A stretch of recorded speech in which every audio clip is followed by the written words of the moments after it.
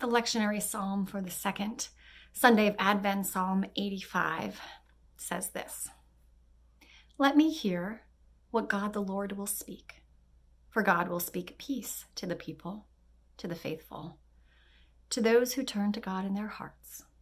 Surely the Lord's salvation is at hand for those who fear God, that God's glory may dwell in our land. Steadfast love and righteousness will meet.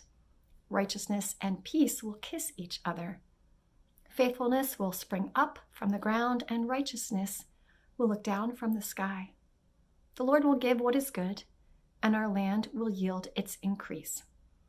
Righteousness will go before the Lord and will make a path for his steps." The word of the Lord. Thanks be to God. I'm not sure why this psalm hasn't been on the top of my favorite psalm list, and I sort of wish, in focusing on it for the Monday message, that I'd preached on it for the second Sunday of Advent sermon. There were just too many gifts in the lectionary for that second Sunday of year B. This passage shows the relationship between being turned in the direction of the Lord and tuning our ear to the Lord's voice, and how the gifts of God grow in our land. We believe that God can work through any circumstances. That's one of our Christian foundational beliefs. We would say that if there were no disciples left to tell the good news of Jesus Christ, that even the stones themselves would cry it out. But it also makes sense that the more faithful people are listening and the deeper they are listening, the more the things of God will indeed be found here among us. That's the meeting of the steadfast love of God with the faithfulness of the people. Faithfulness from the ground, righteousness looking down from above. Then you get that image of the kissing of righteousness and peace, the giving of what is good, abundant increase, God's glory dwelling in the land. For our part, for we have a part in this, this is what we do according to Psalm 85. We listen actively. Let me hear. Let me hear what the Lord is speaking.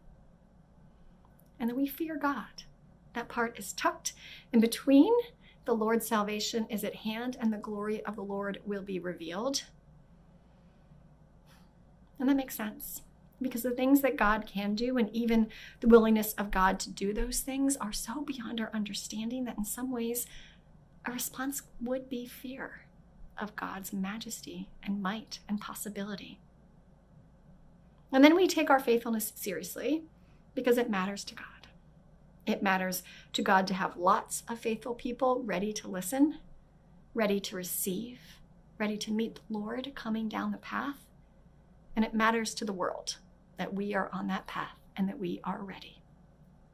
Steadfast love, faithfulness, righteousness, peace, glory, dwell, spring up, look down, path, hear, speak, heart, fear, turn, kiss, give, yield, go, make a path.